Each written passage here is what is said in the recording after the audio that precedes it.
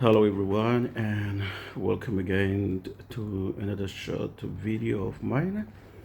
Today I will talk a little bit about the recent visit of Mr. Jokowi Widodo, the president of Indonesia, to West Papua. He actually arrived yesterday night in West Papua, and he came with about 3,500 bodyguards that boarded the aircraft that arrived in Jaipur, West Papua. So it's a lot of comments on social media about his visit to West Papua.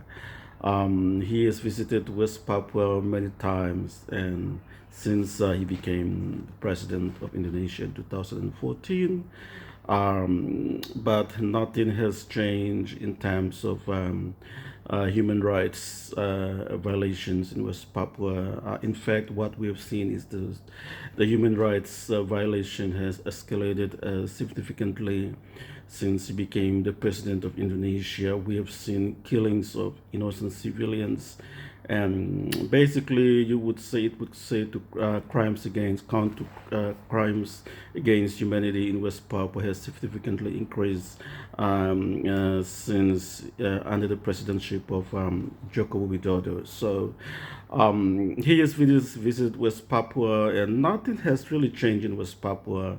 All his visit is about trying to promote his image as a good president, but in reality, he is not. He's one of the worst ever president of Indonesia.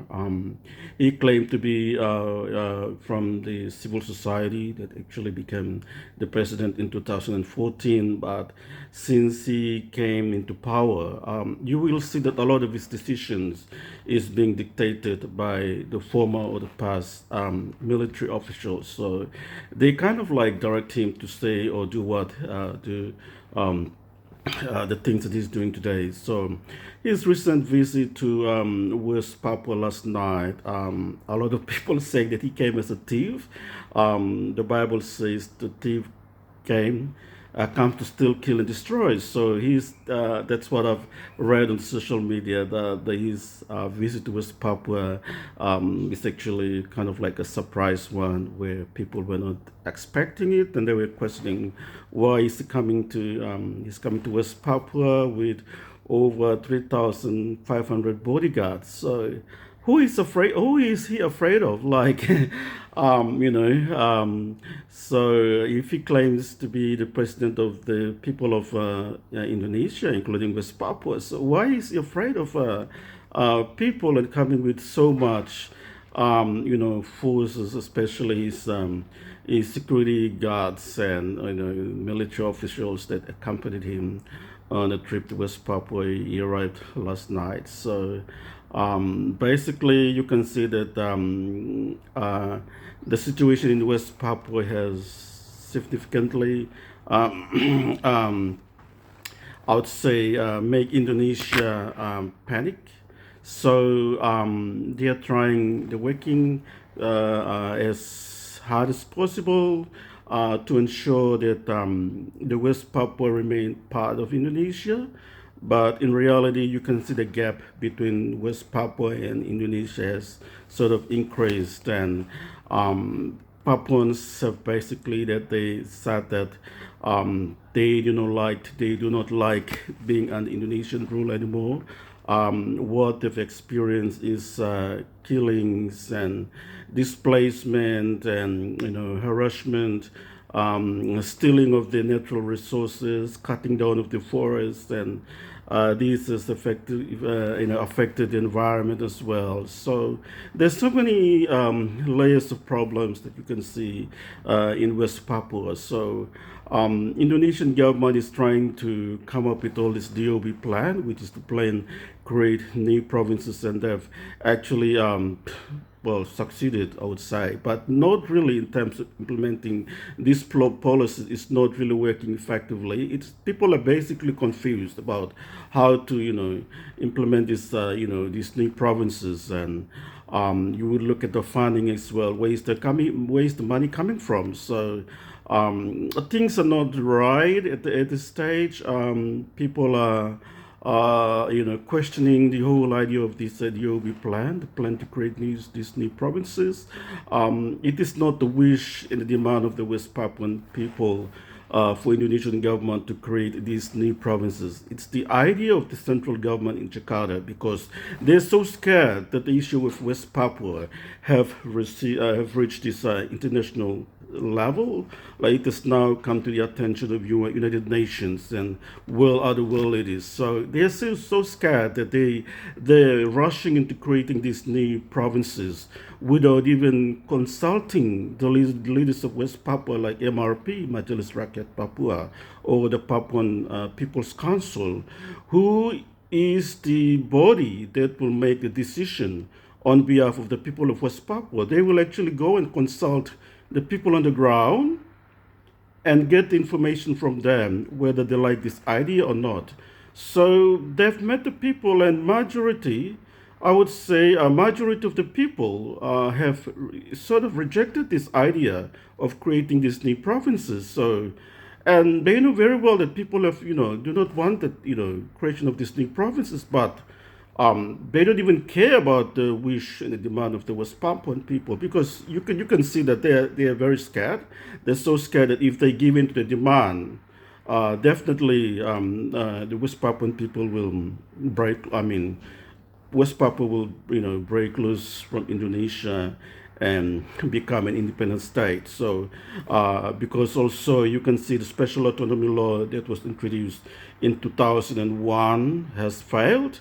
After the 20-year period of special autonomy law, nothing has achieved in terms of development. Some good policies, a lot of policies that Indonesia, the people of West Papua wants, like through the leaders, the governor of West Papua has asked Jakarta to have it implemented, or some of these policies that were actually mentioned on the special autonomy law that Indonesian government needs to implement in West Papua never happened. So one of them is the human rights law, where it talks about if Indonesian military or police commits a crime in West Papua, the governor of West Papua and the executive and the judicial and the three arms of the government has the right to ensure that these people are prosecuted and charged for these crimes in West Papua. But this particular law is not implemented. So, and also there's a law about Papuans would have their own national identity, like their own flag, and some of these maybe some traditional laws that protect the environment as well. Some of these laws were never implemented in the special autonomy laws. So the governor of West Papua, the two governors, do not have that right to make these very, very important decisions in regards to the special autonomy law that is being implemented during those period from 2001 to 2021. So they were just kind of like, giving in money, but in terms of making the real, real policies and wanting these laws implemented, it's all done by Jakarta. So they do not have any right at all. So, and then after the 20-year period, they rushed into creating this, review the special autonomy law again. The revised special autonomy law was not done by the people of West Papua. It's done by Jakarta themselves. They appointed their own people to create this the so-called revised special autonomy law, and again. They do not take into consideration the demands and the wish of the West Papuan people. People have, voiced their concerns and saying that this special autonomy law has failed. So we should be the one making the decision about what is best for us. But of course, Jakarta is doesn't want to listen to the people of West Papua. They've revised the special autonomy law again. And this special autonomy law is very, very bad. It's seen as like they're not respecting the wish and the demands, especially the rights of the West Papuan people, because For example, in Bougainville, the government of Papua New Guinea was able to give them the special 20-year period of special autonomy law, and after that, a referendum. So, I mean, I think that's what the people of West Papua want, after the special autonomy law, and then you would reveal whether it's successful or not. In this case, it has failed from the very beginning in 2001. So a lot of things, a lot of policies or laws that were stated in that special autonomy law were never implemented by Jakarta. So you cannot talk about creating these new provinces when these laws have actually failed and it's not working. So currently they're creating these new provinces and it's total chaos right now. So the creation of these new provinces has resulted in new and much bigger problems that people of West Papua are going through right now, where they're actually experiencing a massive influx of foreigners or Indonesians moving into West Papua because there's a creation of new provinces and the job opportunities. So that's the fear that the people of West Papua have right now, because once these new provinces are created, there will be massive influx of people moving in and taking over these jobs. So the people of West Papua are extremely concerned about of the children, what's going to happen to them. So, and if you look at the population again, the population of West Papua is less than 2 million, I would say. I think that's from the latest data we received. And most of them, more 3 or 4 million, 3 million people maybe are Indonesians. These are people who have moved into West Papua. So you can see that the population of West Papua has sort of decreased. It has increased since Indonesia invaded West Papua in 1962. The population of West Papua has not increased. It has steadily decreased over time. So we are extremely concerned that there is a possibility that genocide has been committed in West Papua, because if you compare West Papua with Papua New Guinea during the time in the early 60s, I think the population was around 800,000 to 1 million. They were kind of like in the same level. So after 60 years or so, the West Papuan population is about 2 million right now, when PNG has gone past 8 or 9 million. So you can see that there is a possibility of things that happen that prevent the people of West Papua from having children, and that is an issue that we can see that a lot of Indonesian policy is geared into stopping the population of West Papua to grow, so that they can bring their own people to populate the whole area. So it's part of the people of West Papua are experiencing marginalization on their own land. It has happened already now. So once you create these new provinces, you will have more people, and West Papuan people are already by minority on the land. So what is the purpose of creating these new provinces? I mean, of course, there's going to be more people moving in, and then the rights of the West Papuan people will be severely suppressed. And from the evidence that we can see now, the Indonesians, especially the non-Papuans, are kind of like controlling the business from all sectors, from the civil society, from the government to the business. They're controlling everything, the military and the police. So the Papuans do not have that right. If they want to say something about their rights, they can't be heard. Their rights are being suppressed. The right to to conduct rallies, peaceful assemblies are being severely restricted by Indonesian government at this stage. So, again, to the visit of the Indonesian president to West Papua yesterday, he came with about 3,500 military personnel, guarding him on this aircraft to West Papua. So a lot of people are saying that why he's so frightened? What's causing that fear? I mean, so from the analysis that we can say that, basically, the Indonesian president doesn't know how to solve the problem in West Papua. He has the fear that something might happen to him. So basically, there is a gap, huge gap between West Papuans and Indonesians. There is lack of trust. The Papuans do not trust Indonesians in whatever that they're trying to implement in West Papua. So we are extremely concerned. This visit have actually sort of we are trying to really question what's the purpose of this visit when the violence in West Papua have actually escalated. So, and you can see from the reports that we are receiving now, we have civilians being shot, civilians being shot dead, and Indonesian military who are going to these remote areas or regions cannot differentiate between the indigenous, the civilians and the liberation fighters. When they go to the villages, they treat everyone as separatists or something, and they started shooting indiscriminately to the crowd, to where the people are. So we are extremely concerned that the Indonesian government, especially its military, are not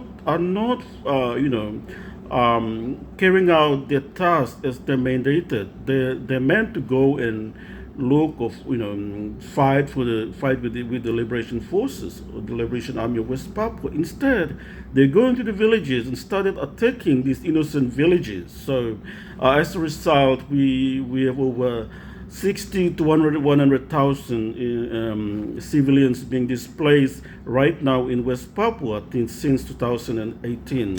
So we are appealing again to the international community. Indonesian government would, at this time now, they would be going around lying in front of you, saying that, oh, we have created these new provinces and this is what the people of West Papua want. That is not true. The people of West Papua have rejected the special autonomy law, especially the revised special autonomy law.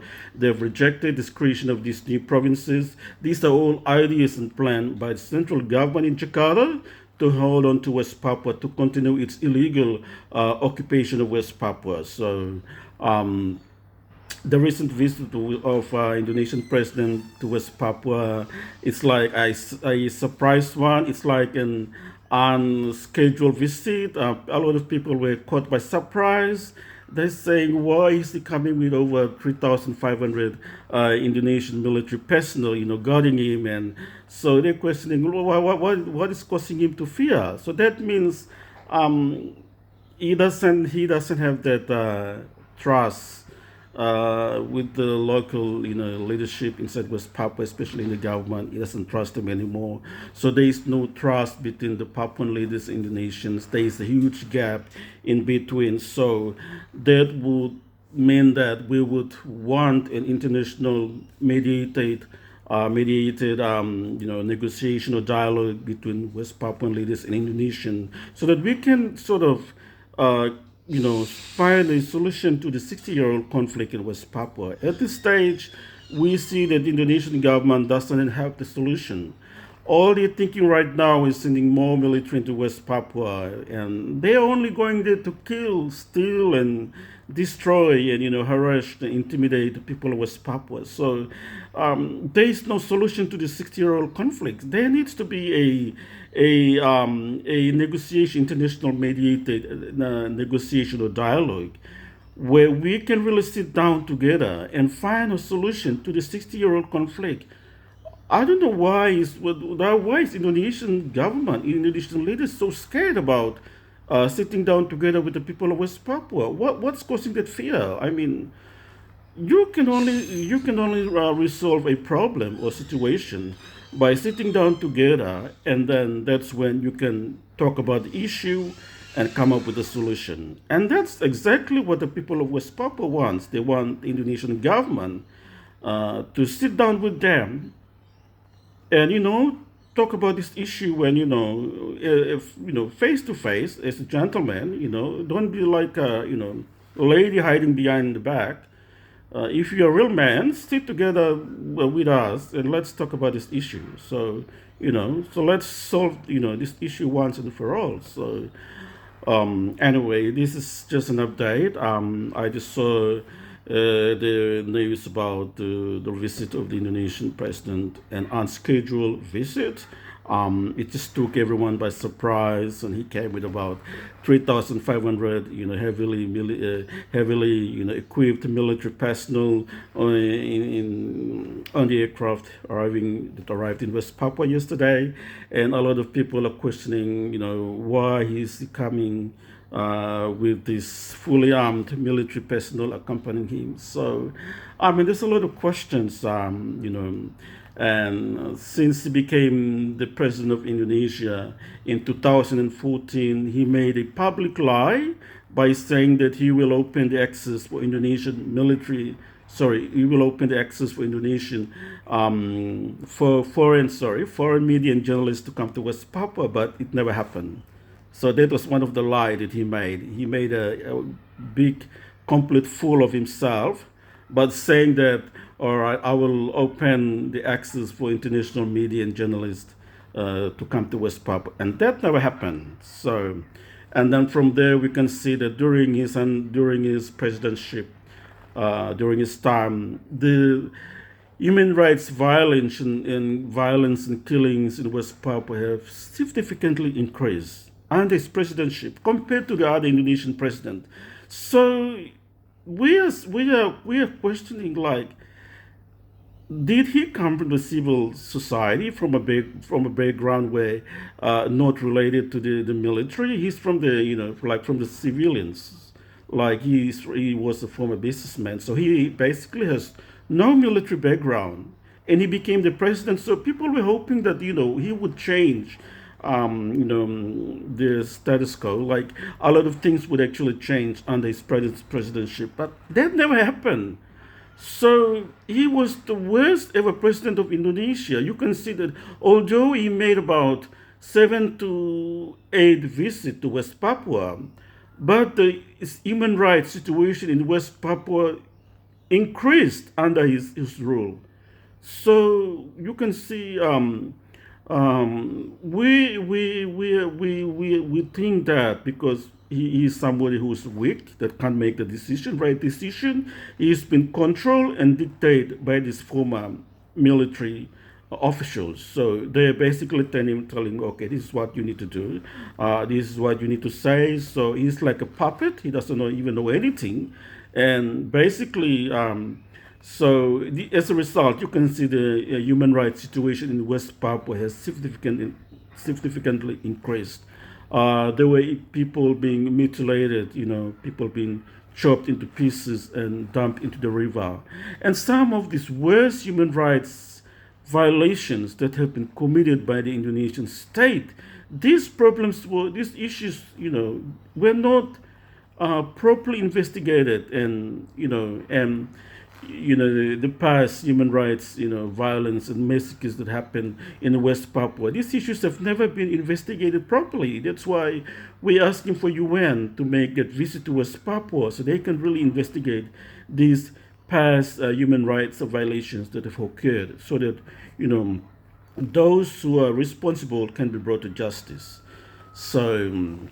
Anyway, thank you so much for watching this video, and as usual, from time to time we will continue to update you all on the latest information or situation in West Papua. Thank you and God bless.